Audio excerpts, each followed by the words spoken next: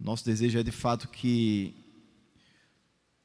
toda a igreja esteja presente, esteja participando desse tempo de seminário de verão. Eu sei que o mês de janeiro é um mês atípico, é um mês onde muitos viajam, tem muita gente de férias, mas eu quero encorajar você a estar vindo. Hoje a gente já vê um número bem maior de pessoas do que no domingo passado, que já foi um tempo muito bom, mas nós queremos compartilhar dessas coisas boas que a palavra de Deus nos traz com toda a igreja. Esse é o desejo do nosso coração. E na semana passada, meus irmãos, a gente esteve estudando aqui sobre os decretos de Deus. Nós vamos estar até o fim de fevereiro estudando sobre esse tema. A gente viu sobre a solidão de Deus e a gente viu sobre os decretos de Deus. A gente teve um tempo aqui bem interessante. No final houveram muitas perguntas e se você tiver perguntas durante o tempo dessa aula aqui, você pode fazer. Creio que tem o link, não é isso? Eu creio que o link vai estar aí no grupo do WhatsApp, onde você pode fazer as suas perguntas. E a gente começou... sou eu que passo aqui, né? Deixa eu ligar. Todo pastor é meio confuso aqui, né? Com essas tecnologias, né? Quer dizer, quase todos. A gente tem estudado aqui, começou na semana passada, a estudar o livro Os Atributos de Deus. A gente usou uma arte mais antiga e me atualizaram hoje, disseram que a capa atual é essa aí, né? Então, a gente começou os estudos aí nesse livro. A gente falou um pouco sobre A.W. Pink, Arthur Pink, que é o autor do livro. A gente introduziu um pouco. Você pode buscar lá o vídeo da aula passada e assistir também o vídeo da aula passada para você se atualizar a respeito de alguns detalhes daquilo que a gente falou. Mas nós estamos seguindo a lógica, os pontos, a divisão que foi feita aí pelo Arthur Pink. E a gente vai estudar hoje 3 temas. O primeiro tema é a onisciência de Deus. Vamos falar também sobre a presciência de Deus e bem pouquinho sobre a supremacia de Deus, porque não daria tempo. E o assunto supremacia, ele é casado com o assunto soberania de Deus, que vai ser dado no domingo que vem.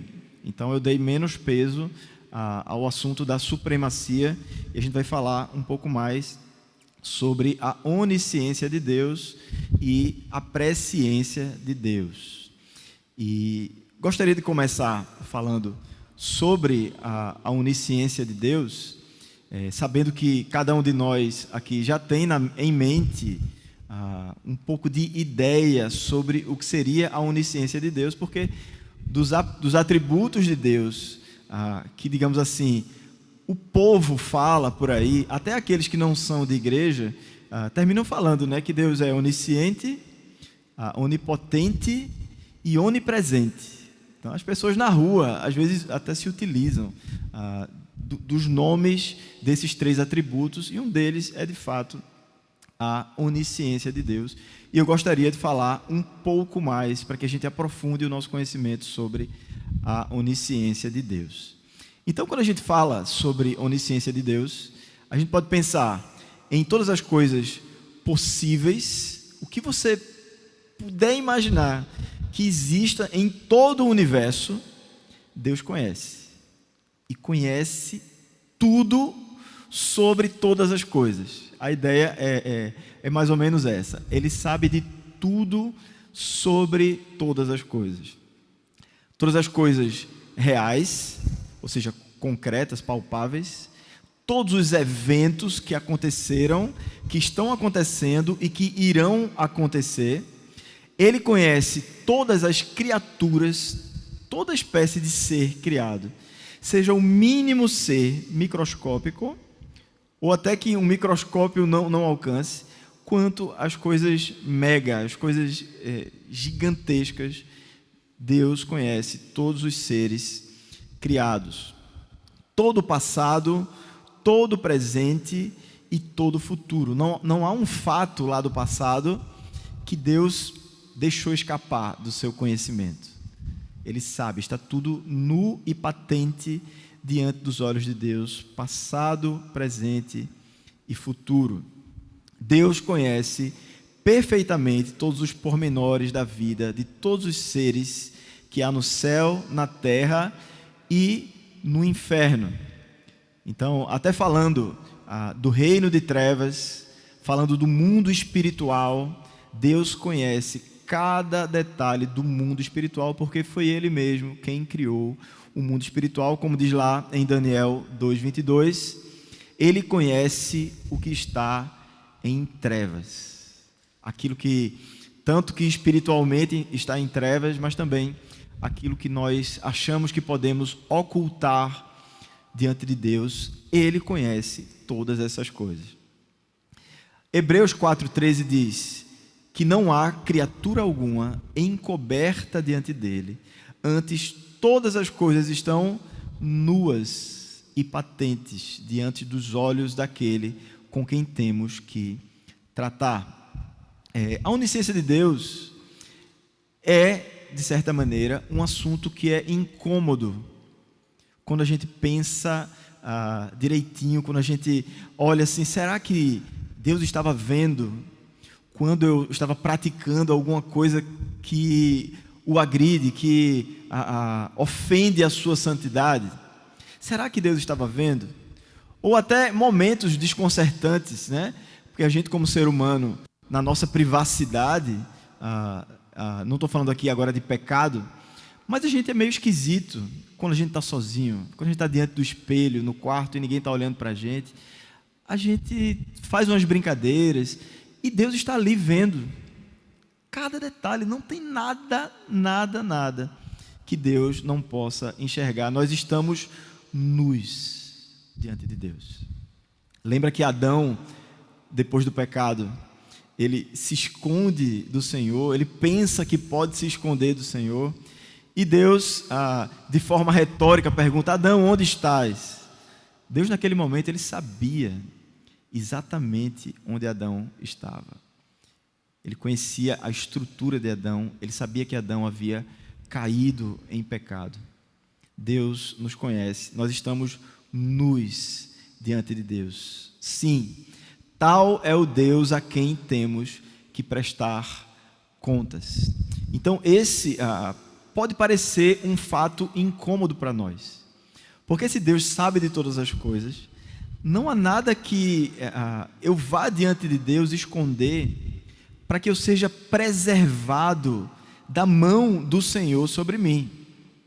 Eu não consigo esconder nada de Deus.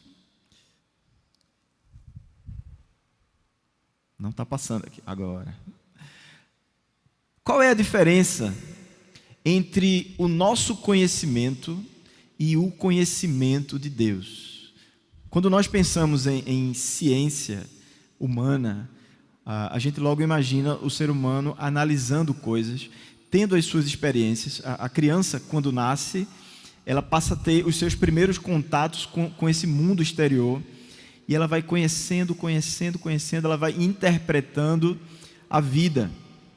E com o passar dos anos, ela se torna uma criança maior, e ela adquire mais conhecimento, ela entra na escola, ou é educada na sua própria casa, e ela vai adquirindo agora um conhecimento não apenas concreto das coisas, mas vai adquirindo conhecimento também teórico, um conhecimento abstrato. Ela começa a pensar, ela começa a filosofar, ela começa a entender, inclusive, de assuntos espirituais, através da palavra de Deus, e ela vai ganhando conhecimento que ela não tinha, um conhecimento que ela vai adquirindo. O conhecimento de Deus, essa onisciência de Deus, não é dessa maneira. O conhecimento de Deus não nasce das coisas porque elas existem ou existirão, mas porque Ele ordenou que essas coisas existissem. Então pense, antes mesmo, e faça a comparação com o ser humano. O ser humano conhece aquilo que existe, ele analisa aquilo que Deus criou. Deus, ele conhece antes mesmo de criar todas as coisas. A gente vai cair no assunto da presciência de Deus. Eu vou me segurar aqui para não entrar no próximo ponto. O que Deus conhece é o que Ele decretou, e isso não mudará. Então, lembre do domingo passado, a gente falou sobre os decretos de Deus, e eu usei a ilustração aqui de como se toda a existência acontecesse num grande carimbo de Deus. Então, Deus na eternidade, sem pensar em passado ou futuro, Ele decreta todas as coisas, absolutamente todas as coisas, até aquele ponto que a gente falou da permissão de Deus em relação ao pecado. Todas as coisas são decretadas por Deus e isso não mudará. Então, aquilo que Deus conhece é porque Ele decretou e não porque essas coisas vieram a existir para que Deus pudesse as conhecer.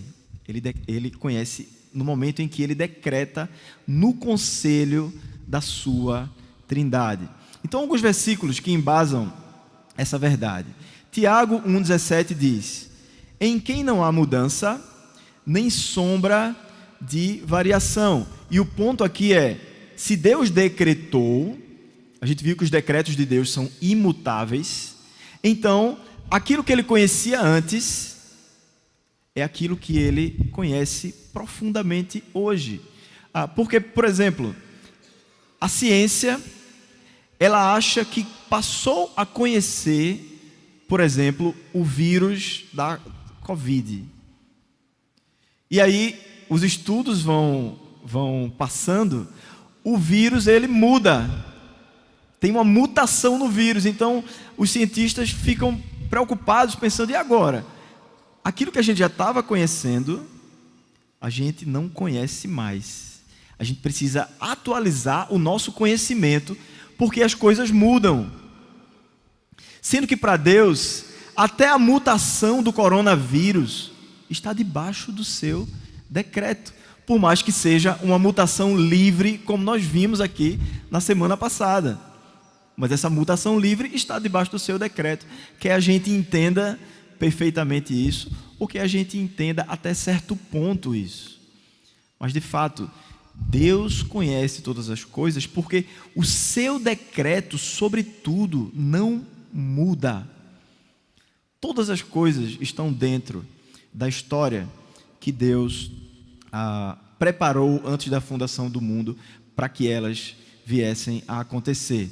Então, Apocalipse 1, versículo 1 diz assim: as coisas que brevemente devem acontecer. A revelação que vem a João não é assim, olha, vai ser revelado a você, João, as coisas que, se derem certo, irão acontecer.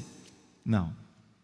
Essas coisas vão acontecer. Toda profecia bíblica, ela é dita com autoridade, porque ela está debaixo do decreto de Deus. E aquilo que Deus decreta não pode ser alterado, porque os decretos são imutáveis, assim como Deus é um Deus imutável, como a gente vai ver num estudo mais adiante desse seminário de verão. Deus é imutável. Então, falando das profecias, falando sobre as predições que a gente encontra nas Escrituras Sagradas sobre o futuro, a gente deve entender que Deus nos está anunciando o que Ele já fez na eternidade. Então aqui eu estou relembrando o que a gente falou na semana passada. Deus não está dentro ou refém dessa realidade de tempo e de espaço que nós vivemos. Então quando Deus decreta uma coisa, Ele faz isso dentro da eternidade, na sua realidade eterna. Então, no Velho Testamento, a gente vai achar muitas profecias sobre a história de Israel, e o mais especial de todas essas profecias é que, por mais que elas fossem lidas no Antigo Testamento, por mais que as pessoas viessem ali a não interpretá-las de forma correta, ou alguns pudessem até descrer daquelas profecias, sabe o que aconteceu com essas profecias? Elas se cumpriram. Porque quando Deus vem usar um seu servo, um profeta do seu povo, para anunciar algo sobre o futuro, é porque de fato Deus não está brincando.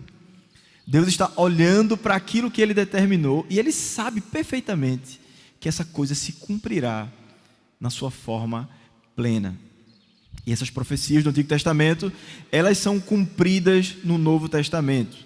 Hoje, nós também temos, na linguagem do autor, vintenas de outras mais profecias, predizendo a carreira de Cristo na terra, e que também se cumpriram literal e perfeitamente. Eu disse hoje, mas ali está dizendo, há também profecias sobre Cristo.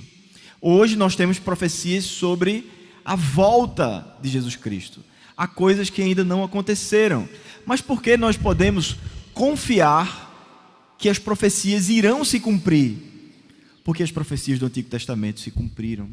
Porque tudo que dizia a respeito de Cristo Jesus se cumpriu perfeitamente. Então, nós cremos nesse Deus que é onisciente e que por causa da sua onisciência, que vem do seu decreto, Ele sabe o momento em que seu Filho voltará.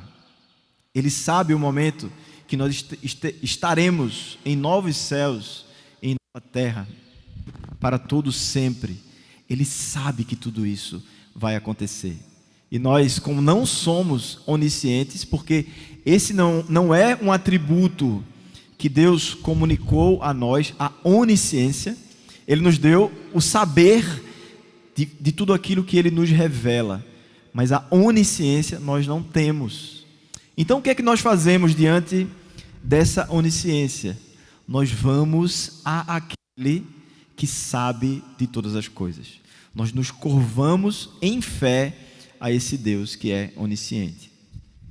Então, Deus sabia da crucificação do seu Filho e Ele predisse muitas centenas de anos antes que Ele se encarnasse, como diz em Apocalipse 13:8.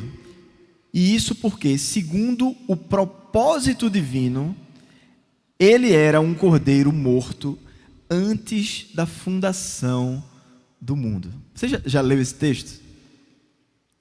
Que fala que na eternidade, por causa do decreto de Deus, Deus atribui ao seu Filho, ou Deus considera o seu Filho o cordeiro morto na eternidade.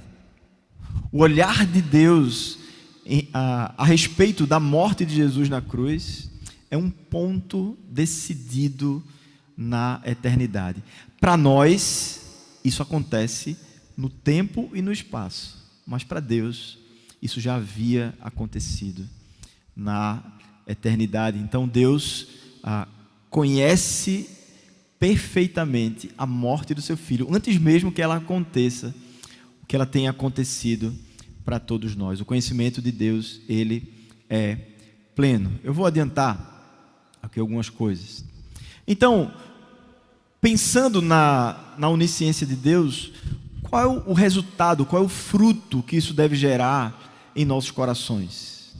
O fruto que deve ser gerado é o fruto da adoração. Nós devemos olhar para todos os atributos de Deus e pensar, meu Deus, eu não sou assim. Por mais que existam atributos comunicáveis, existem coisas que são de Deus, e Deus também colocou no ser humano, esses são os atributos comunicáveis. Mesmo assim, nós, gozando desses atributos comunicáveis, nós não alcançamos a perfeição desses atributos em Deus. E se a gente pensar nos atributos incomunicáveis, aí que a gente deve se render em adoração ao nosso Deus, porque Ele é Deus e nós somos seu povo. Ele é o Deus criador e nós somos as suas criaturas. Ele é Deus gracioso e perdoador de pecados e nós somos pecadores. Nós precisamos, em alguns momentos, irmãos, olhar para essa transcendência de Deus e nos curvarmos diante do Senhor. cada um dos seus gloriosos atributos deveria nos tornar, ou deveria tornar Deus honorável à nossa apreciação. Então, quando a gente vem para o culto, passei demais. Quando a gente vem cultuar ao Senhor, a gente precisa, já antes de sair de casa, meditar em quem é esse Deus diante do qual nós estamos durante toda a nossa vida, mas diante do qual nós estaremos na congregação do seu povo, diante da igreja, no culto ao Senhor. É diante desse Deus onisciente que nós estamos. E qual é a relação, então, que nós, pecadores, devemos ter diante de Deus? Já falamos a primeira, devemos nos inclinar a Ele em adoração. E aí, o Arthur Pink, ele diz a seguinte frase: contudo, quão pouco meditamos nesta perfeição divina. Será porque é só pensar nela, ou o só pensar nela nos enche de inquietação? Nós temos meditado, nós temos contemplado os atributos de Deus, a sua onisciência, por exemplo. O porquê nós não temos meditado? O que nos leva a não pensar nessas grandes maravilhas divinas que pertencem somente a Deus? Será que nós fugimos do Senhor? Assim como Adão, que se esconde atrás dos arbustos, porque ele sabe que Deus é santo, e aí ele se esconde do Deus santo. Será que o pouco que nós conhecemos dos atributos de Deus é porque nós nos inquietamos, por exemplo, com o fato dele saber tudo sobre nós? Se for isso, o convite das Escrituras para nós é que nós compareçamos diante dele, é que a gente medite nos seus atributos, que a gente louve, que a gente adore a Deus pela sua onisciência, porque ela é para a glória de Deus, mas ela é também para o nosso bem. Então, nós como redimidos, nós temos uma relação diferente, ou nós precisamos ter uma relação diferente com esse atributo da onisciência de Deus. Pink diz que, mas a onisciência de Deus é uma verdade cheia de consolação para o crente. Em tempos de aflição, ele diz com Jó: mas ele sabe o meu caminho. A onisciência de Deus, meus irmãos, ela vem revelar os nossos pecados? Sim. Mas quando nós somos redimidos, nós olhamos para a onisciência de Deus e somos beneficiados, por exemplo, com o Deus que sabe do nosso sofrimento. Você sabe a profundidade do sofrimento de Jó? A dor profunda, e se ele não tivesse Deus, a dor desesperadora de perder todos os seus filhos, de perder tudo aquilo que ele havia construído até o momento, de perder a saúde do seu corpo, de ser acusado ali muitas vezes por seus amigos. A dor de Jó era tamanha, mas ele sabia que Deus era onisciente. Deus sabe de todas as coisas. Ele sabe o meu caminho. A onisciência, ela é uma bênção de Deus para as nossas vidas. Em tempos de fadiga e fraqueza, os crentes podem se assegurar de que Deus conhece a nossa estrutura e lembra-se de que somos pó. No dia que a gente pensa: meu Deus, eu não vou aguentar, essa provação está grande demais, eu não vou suportar, a gente lembra do Salmo 103, a gente lembra que Deus sabe, que Deus conhece todas as coisas, e chega à conclusão do salmista: Deus sabe da minha estrutura, Ele não me daria uma prova que eu não pudesse suportar. Eu creio na onisciência de Deus, por isso eu vou confiar no meu Senhor. Em tempos de dúvida e de vacilação, eles apelam para esse atributo dizendo: sonda, meu Deus, conhece o meu coração, prova-me e conhece os meus pensamentos, e vê se há em mim algum caminho mau, e guia-me pelo caminho eterno. O salmista, mais uma vez, em tempos de conflito interior, ele pede para que Deus haja segundo a sua onisciência. Senhor, o Senhor que conhece todas as coisas, examina o meu coração, porque certamente há pecado dentro de mim. Ele chega a falar anteriormente nesse mesmo salmo que pode haver pecados ocultos. A mosca aqui me incomodando. Pode haver pecados ocultos que o salmista não está enxergando, que ele está tentando procurar, mas ele não está encontrando ainda. Então ele diz: Senhor, até os pecados ocultos me perdoa. Então ele chega a dizer: Senhor, sonda o meu coração. O Senhor conhece a minha estrutura muito mais do que eu. É por isso, irmãos, que nós não devemos confiar no nosso próprio coração. Porque por mais que a gente pense que se conhece, na verdade, o único que conhece o nosso coração, na sua totalidade, é o Deus onisciente. Então nós devemos ir ao Deus onisciente e fazer perguntas a respeito de nós mesmos. Às vezes a gente tem problema, e a gente que trabalha com aconselhamento bíblico, a gente faz aquele movimento para tentar entender o que é que está acontecendo no coração do aconselhado.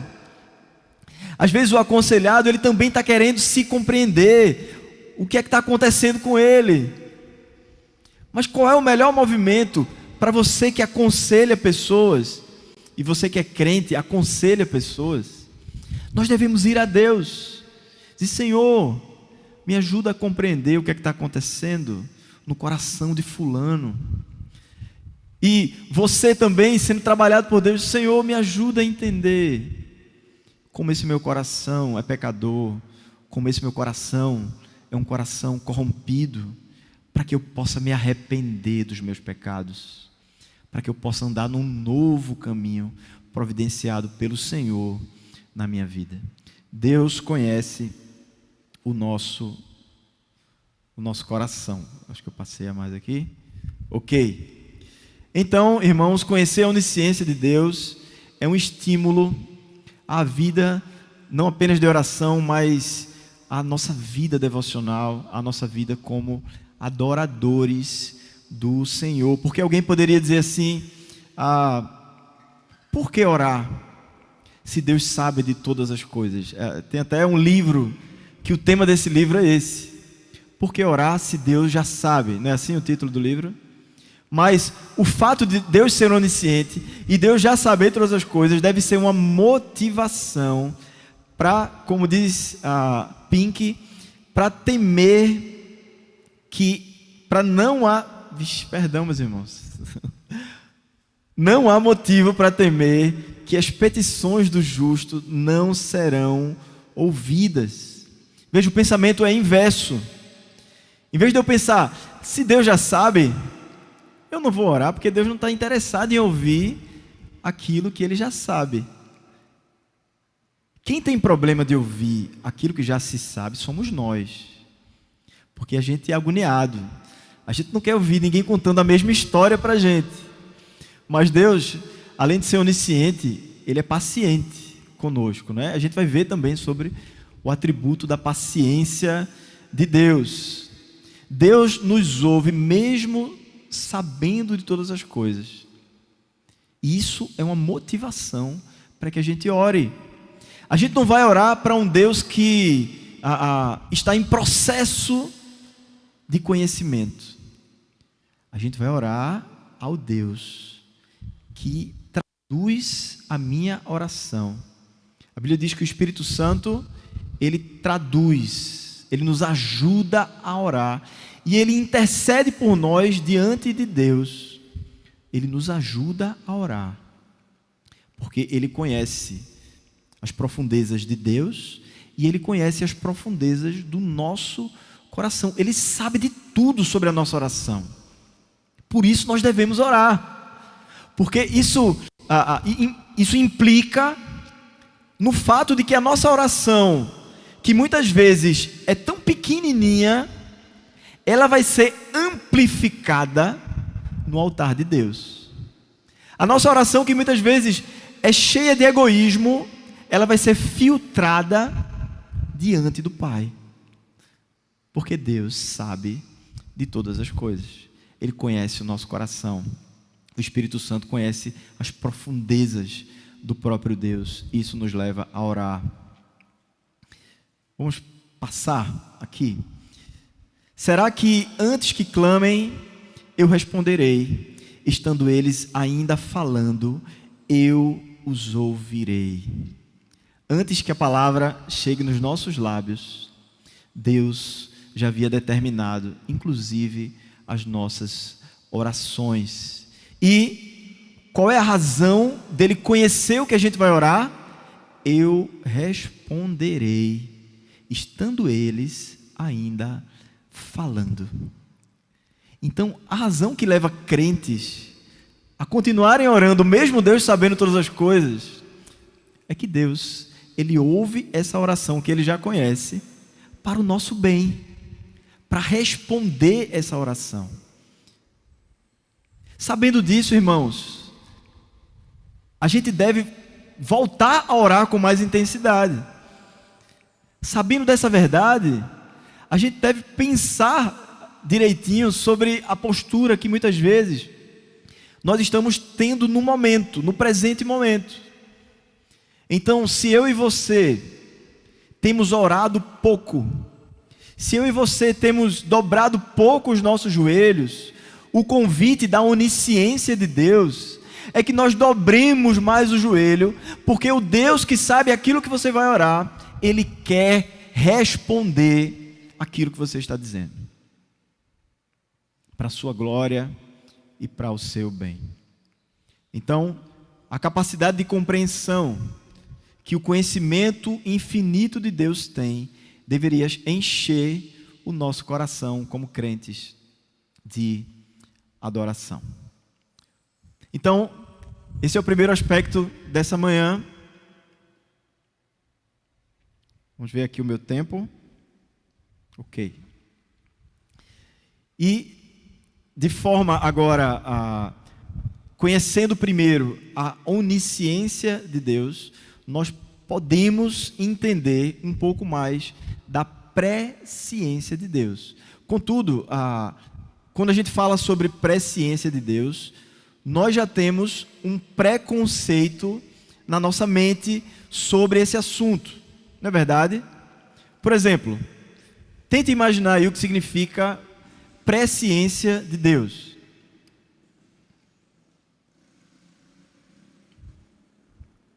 A gente sempre pensa em algo como Deus, Ele sabe de todas as coisas previamente, antes que essas coisas aconteçam. E a gente já viu isso aqui em onisciência, na verdade, porque a gente viu que é através do decreto que Deus pré-conhece todas as coisas.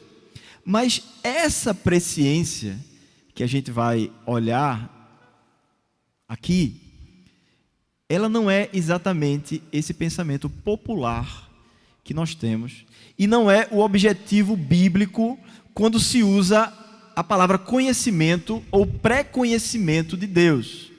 Quando a gente vai avaliar os textos que usam essa expressão, presciência tem um outro significado, que é o que a gente vai ver aqui agora.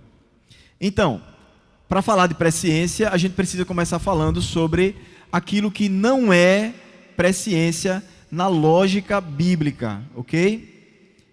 Então, presciência não é o conhecimento prévio que Deus tem da nossa fé, como causa da eleição para a salvação. Então, muitas pessoas, quando vão falar de presciência, principalmente o pensamento arminiano, vai usar a palavra presciência para falar que presciência é porque Deus foi lá no futuro e viu que você ia crer. Então, porque Ele foi no futuro e viu a sua fé lá no futuro, ele decidiu efetuar a sua salvação baseada na presciência da sua fé. Esse é o pensamento arminiano sobre presciência de Deus. Eu acho que eu tenho que apontar para outro canto aqui, né? Ali, né? Ok. Beleza. Então, o sentido bíblico da palavra presciência. Então, o que a gente vai fazer aqui é simplesmente ver o que é que a Bíblia fala sobre esse assunto. A palavra presciência, que literalmente seria pré-conhecimento, não se acha no Velho Testamento.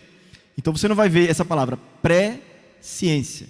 Contudo, conhecer ou saber ocorre muitas vezes, ok, no Antigo Testamento, e o sentido de presciência no Antigo Testamento está aí. Afeição. Esse é o sentido básico da palavra presciência nas Escrituras Sagradas. Afeição. Quando esse termo é empregado com referência a Deus, com frequência significa considerar com favor, denotando não mera cognição, a ideia de que Deus viu o futuro e teve uma cognição a respeito do futuro. A gente já viu que isso é impossível, porque Deus conhece através de decreto na eternidade e não em relação a um olhar no futuro, tá certo? Então você já pode matar aí essa charada. Não é mera cognição, mas sim afeição pelo objeto em vista. Por exemplo, nós somos objeto do amor de Deus, porque Deus, antes da fundação do mundo, resolveu se afeiçoar de pecadores como nós. Então, alguns textos que vão falar disso no Antigo Testamento. Te conheço por nome. E a palavra conheço, outro detalhe aqui sobre a palavra conhecer, é que ela denota um conhecimento íntimo. É a mesma palavra para relações sexuais. Então, é o conhecimento íntimo de Deus. Então, quando Deus diz, eu te conheço por nome, significa que Deus nos conhece na nossa intimidade. Rebeldes fostes contra o Senhor desde o dia em que vos conheci. Poderíamos dizer, desde o dia em que vos amei. Seria outra tradução para isso. Antes que te formasse no ventre, eu te conheci. Não é que Deus soube ao nosso respeito, é que Deus nos amou. De todas as famílias da terra, a vós somente conheci. Veja, Deus conhece todas as famílias da terra. Deus sabe de todas as famílias das pessoas que não são crentes, por exemplo. Mas o que ele está falando aqui é que ele conheceu amorosamente estas pessoas que o profeta Amós está falando, ou seja, o povo de Deus, a igreja de Deus, desde o Antigo ao Novo Testamento. Então, nessas passagens, conheci significa amei ou designei. Ok? Assim também, a palavra conhecer é empregada muitas vezes no Novo Testamento com o mesmo sentido. Então vamos lá. E então lhes direi abertamente, nunca vos conheci. Quem são esses a quem Deus dirá abertamente que nunca conheceu? São aqueles a quem Deus não salvou. São aqueles que permaneceram com os seus corações endurecidos no pecado, não foram salvos, e no último dia vão chegar diante de Deus dizendo, Senhor, mas nós somos crentes. Veja, nós fizemos isso, fizemos aquilo outro, e Deus diz, eu não vos conheço. Será que Deus tem amnésia? É claro que não, irmãos. O que o texto está dizendo é que Deus não salvou essas pessoas. Deus não amou com amor salvífico essas pessoas. Não vos conheci. Eu sou o bom pastor e conheço as minhas ovelhas. E das minhas eu sou conhecido. Porque as ovelhas do Senhor não apenas conhecem sobre Deus, mas elas conhecem no coração, em sua alma, a Deus. Nós somos chamados, e aqui é um parêntese, que eu nem ia falar sobre isso, mas nós somos chamados, irmãos, a conhecermos não apenas sobre Deus, porque muitas pessoas podem conhecer sobre Deus, podem até se tornar teólogos, e falarem com muito conhecimento, com muito conteúdo, sobre muitas coisas da Bíblia, ou as coisas que estão ao redor ali da palavra do Senhor, mas não significa que eles conhecem a Deus, porque conhecimento que Deus quer que a gente tenha é um conhecimento profundo, é um conhecimento no íntimo do nosso ser, porque é assim que Deus nos conhece, é assim que Deus nos pré-conhece, porque esse amor foi decidido antes da fundação do mundo. Então, continuando com 1 Coríntios 8,3, mas se alguém ama a Deus, esse é conhecido dele. Timóteo, 2 Timóteo, capítulo 2 diz: o Senhor conhece os que são seus. Ele conhece. Então, onisciência e presciência, porque esse conhecimento se dá antes mesmo da gente ter vindo a nascer. Então, mais alguns detalhes sobre a presciência de Deus. A presciência de Deus se refere a pessoas. Se você for ver na Bíblia, sempre que se falar da presciência de Deus, essa presciência, ela não é em relação às atitudes de alguém, ou em relação a algum evento que acontece, mas a presciência, quando é usada essa palavra nas Escrituras Sagradas, ela sempre fala sobre o conhecimento de uma pessoa. E esse conhecimento sendo esse conhecimento que vem salvar essa pessoa por causa desse amor que vem de Deus, que gera a eleição dessa pessoa e que gera a salvação dessa pessoa. E aí vem a fé que é colocada nessa pessoa para que ela seja salva. A gente vai ver um pouco mais sobre isso mais adiante aqui. Então, presciência nunca é empregada nas Escrituras em relação a eventos ou ações. Em lugar disso, sempre se refere a pessoas. E mais uma vez a gente vai ver isso nas Escrituras. Romanos 8, 29 a 30 diz: porque os que dantes conheceu, aí a palavra conhecimento, também os predestinou para serem conformes à imagem do seu Filho, a fim de que ele seja o primogênito entre muitos irmãos, e aos que predestinou, a estes também chamou. Então, o que é que vem antes da salvação? O que é que vem antes da santificação, que é sermos conformados à imagem de Cristo? Vem o pré-conhecimento, vem esse afeto de Deus em relação a estas pessoas que antes da fundação do mundo, dantes, ele conheceu. E aí toda a história ela se desenrola baseada nesse decreto e nessa presciência do Senhor. Outro texto que fala que Deus, ele pré-conhece pessoas. Deus não rejeitou o seu povo que antes conheceu. O povo, ou seja, são pessoas que são pré-conhecidas antes pelo próprio Deus. 1 Pedro 1:2 diz: eleitos segundo a presciência de Deus. Quem são os eleitos segundo a presciência de Deus? É o seu povo, são pessoas, é a igreja do Senhor. E você pode avaliar nas Escrituras Sagradas, essa palavra, ela não é usada, por exemplo, para falar da fé que as pessoas teriam no futuro. Presciência não é para ser usada assim. Deus teve presciência em relação à sua fé. Não é usado na Bíblia desta maneira. Só é usado na Bíblia em relação ao amor de Deus por alguém que Ele decidiu criar. Ok? As Escrituras nunca falam de arrependimento e fé como tendo sido previsto ou pré-conhecido por Deus. Já estamos falando disso, eu vou só citar. Na verdade, Ele sabia desde toda a eternidade que certas pessoas se arrependeriam e creriam. De fato, Deus sabia. Entretanto, não é a isso que as Escrituras se referem como objeto da presciência de Deus. Nenhum pecador jamais crê enquanto Deus não lhe dá a fé. Exatamente como nenhum homem pode ver antes que Deus lhe dê a vista. Se Deus fosse no futuro ver se os seres humanos teriam fé por si mesmos, Ele não acharia fé na terra. E ninguém seria salvo. Não existiria igreja. O inferno estaria cheio.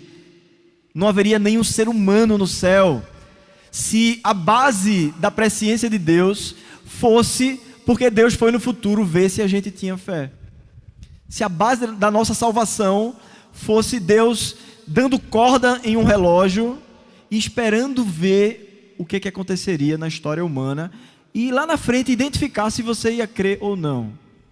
Isso não faz sentido com a doutrina das Escrituras Sagradas como um todo, porque, inclusive, como dizem Efésios 2, 8 a 9, a fé é dom de Deus. Nós não poderíamos ter fé por nós mesmos, naturalmente, como se isso brotasse de pessoas mortas, como se isso brotasse de pessoas cegas em relação às coisas de Deus. Nós não teríamos fé se Deus não tivesse decretado o momento em que nós receberíamos essa fé por amor que veio antes da fundação do mundo. Vamos lá.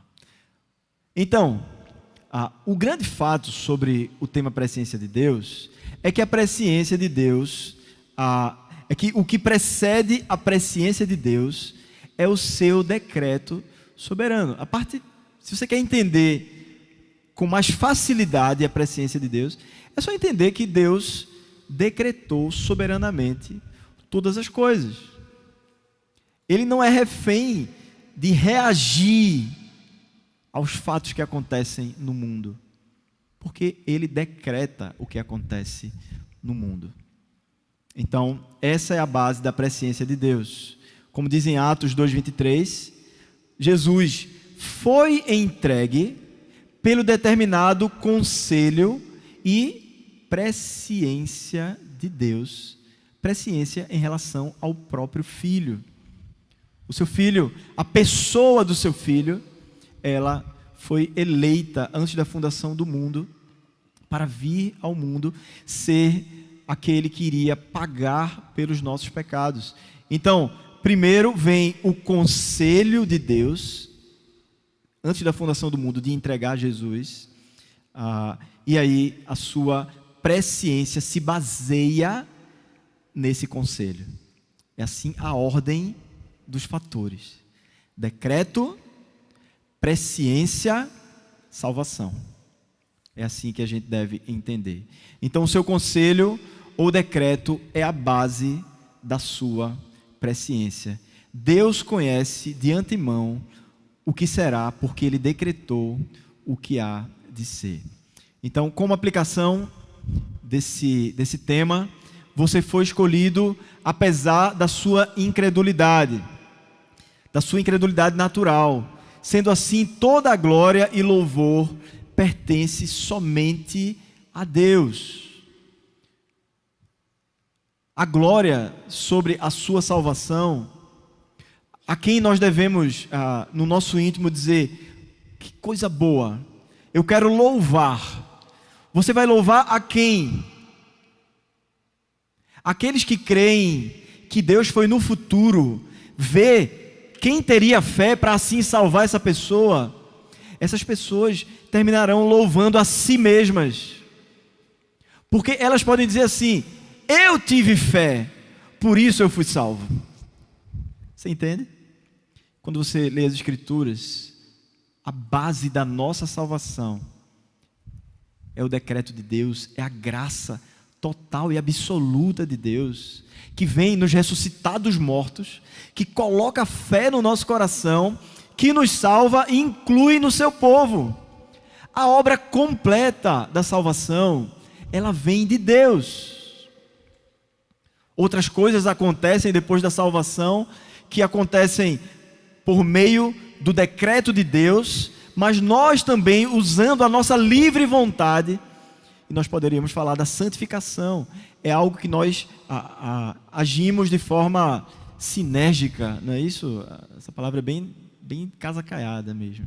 Essa sinergia que acontece na santificação. Mas em relação à nossa salvação, o que existe é um monergismo. É uma salvação monérgica.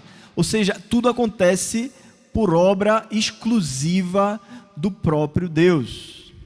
Nós, assim, o resultado dessa visão correta das Escrituras Sagradas é nós nos dobrarmos em adoração a esse Deus que fez tudo, chegando a nos salvar e a completar. Não é? Ele fez tudo para tentar alcançar o nosso coração, como a gente vê em tantos lugares sendo pregado.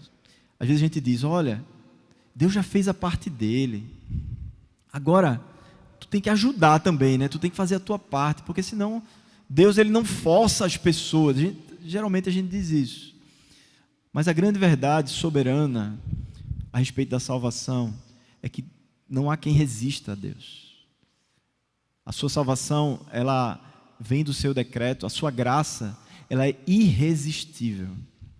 Quando Deus alcança um pecador com a sua graça, não tem como ele dizer, olha, eu não sei, sabe? E se tornar um crente de má vontade, por exemplo. Eu vou vendo se nesse caminho eu realmente me torno crente. Não é assim que acontece. A salvação, ela vem de um ato soberano de Deus. Você não tem base nenhuma para arrogar-se de algum crédito. Você creu pela graça, e isso porque a tua própria eleição foi da graça do Senhor.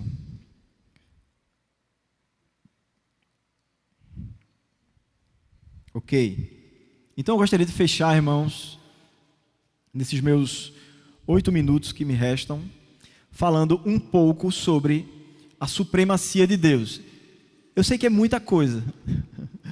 A gente falou aqui sobre a onisciência de Deus, a gente falou aqui sobre um pouco sobre presciência. É claro que a respeito de todos esses assuntos nós poderíamos falar muito mais, tem muito mais a ser dito sobre a onisciência e sobre presciência, tá certo? Mas aqui nós estamos vendo de uma forma resumida, para que o seu coração seja despertado, inclusive, a buscar um pouco mais sobre essas coisas. Então, falando um pouco sobre esse Deus supremo, a gente poderia começar dando uma definição bem básica sobre o que seria supremacia. Supremacia de Deus é o seu domínio absoluto, majestoso, poderoso e justo sobre toda a sua criação. Então pegue aqui a palavra absoluto e pegue aqui a palavra toda a sua criação.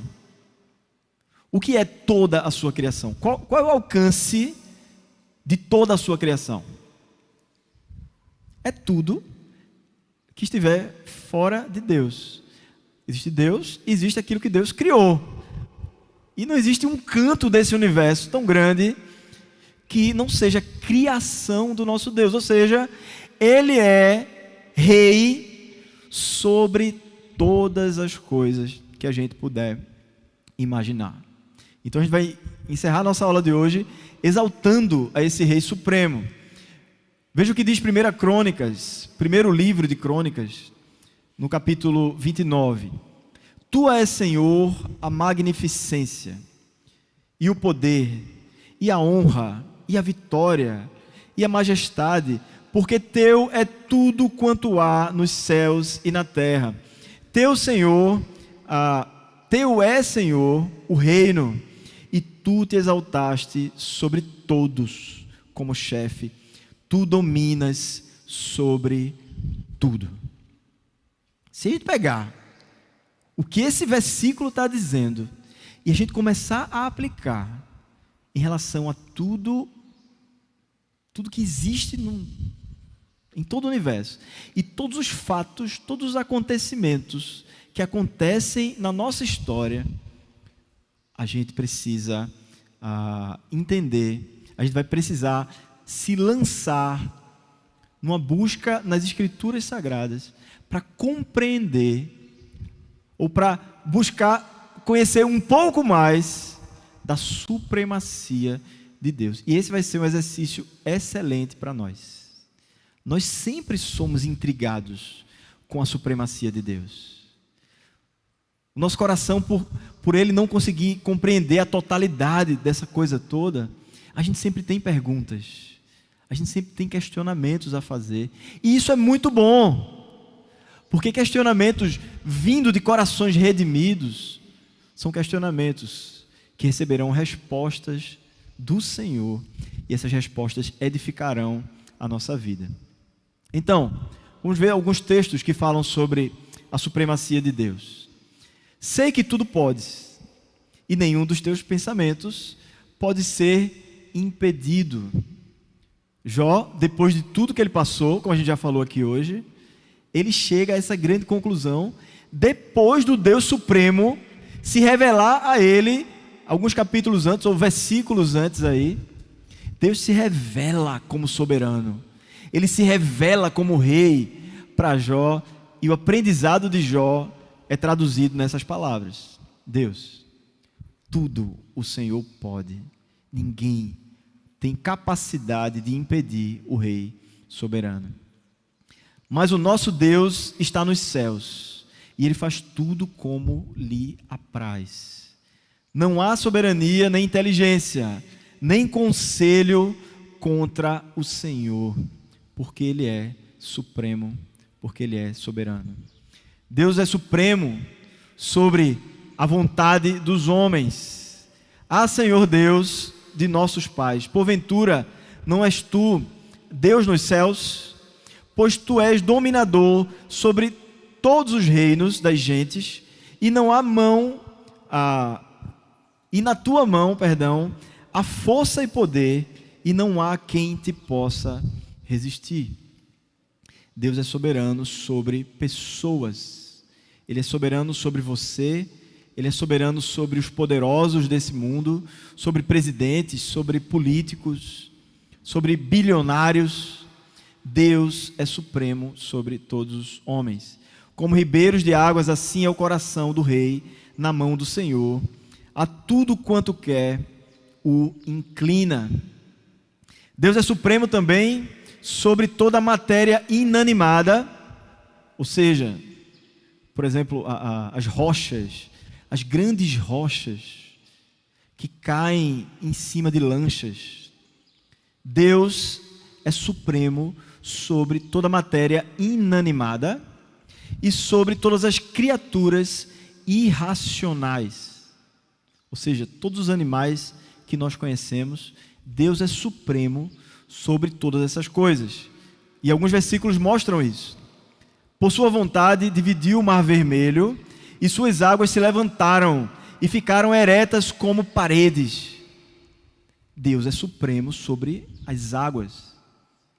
Quando ele quis que aquelas águas fossem e se tornassem aqueles paredões para o povo de Deus passar, o mar obedeceu.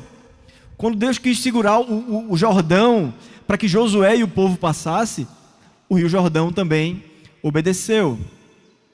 A sua ordem, o sol se deteve lá em Josué 10, e noutra ocasião voltou atrás 10 graus do relógio de Acais.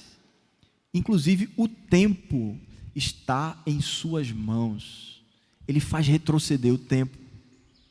Ele manda no sol, esse sol que a gente pode ver um halo, não é? Ou uma circunferência, o nome que você queira chamar, aquela coisa tão bonita que a gente viu nesses dias, e todos foram lá tirar foto. Deus é soberano sobre aquela cena ali. Se Deus não tivesse determinado que acontecesse, ela não aconteceria. Deus é soberano sobre o sol. Ele mandou corvos levarem alimento para Elias. Agora os animais, diz assim: ó, corvo, pega a comida, junta aí esse bando de corvos e vai levar alimento para o meu profeta. E os corvos obedecem. Quando Daniel estava na cova dos leões, Deus deu um recadinho para aqueles leões ali. Ele deu um sossega-leão, não é? Para aqueles leões, e eles dormiram. E eles não fizeram mal para Daniel. Irmãos, não existe nada, por mais desesperados que nós fiquemos, por exemplo, com o vírus da Covid-19, com o coronavírus, Deus é soberano também sobre o coronavírus. Ele é supremo sobre tudo. Você entende? Não existe nada fora do controle desse Deus soberano. O Novo Testamento, ele também vai falar da supremacia de Deus. Efésios 1:11 diz: ali se nos diz que Deus faz todas as coisas segundo o conselho da sua vontade. Tudo. Acabou meu tempo. Tudo o que Deus faz é em supremacia. Não há nada que Deus faz abrindo mão, sabe? Nesse momento eu vou abrir mão de ser supremo. Como diz a teologia que afirma, que é pregada até por pessoas que você escuta. Eu quero falar aqui só para pegar alguns, tá? Pessoas que você escuta na televisão ou na internet, que você está achando muito bonitinho, mas eles creem que Deus aprende com o passar do tempo. Eles não creem que Deus é supremo e que todas as coisas acontecem segundo o conselho da sua vontade. E você está lá bebendo daquelas pessoas que estão pregando lá. Cuidado, meus irmãos, porque as falsas doutrinas, elas são colocadas dentro de uma verdadeira, e aí você engole a falsa sem saber. Entende? Então, Deus, ele em nenhum momento abre mão da sua supremacia, porque dele, por ele e para ele são todas as coisas. Glória, pois, a ele eternamente. Amém. Tudo que acontece é porque vem dele, acontece porque ele é quem bota a sua mão da providência para que, por exemplo, a gente esteja vivo agora. É por meio dele que nós estamos respirando neste exato momento.